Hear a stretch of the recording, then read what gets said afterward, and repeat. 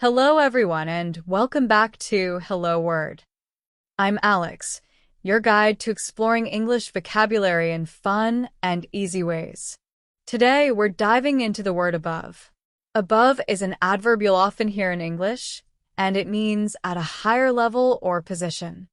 This is one of those versatile words you can use in many different situations to talk about things that are physically or figuratively higher up. Let's look at a few synonyms for above. A close synonym is over. For example, you might say, plane flew over the mountains, which gives the same idea as saying, the plane flew above the mountains. Another synonym is higher. For instance, if you're arranging pictures on a wall, you might place one higher than the other, which means placing it above. Now, let's check out some antonyms for above. A common one is below. For instance, the river runs below the bridge is the opposite of saying it runs above. Another antonym is under.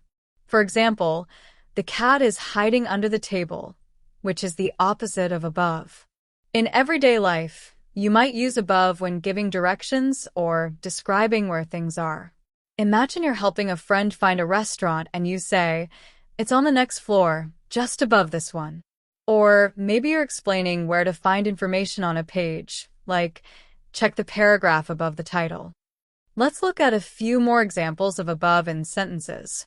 You might say, the stars shine above us in the night sky, or please put your suitcase in the compartment above your seat.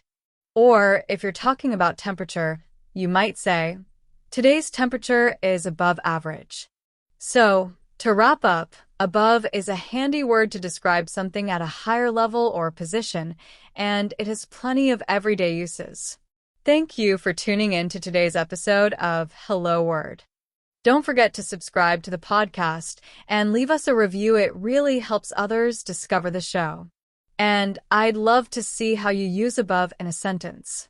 Share your example in the comments below, and I might even read some on our next episode. Thanks again, and see you next time on Hello Word.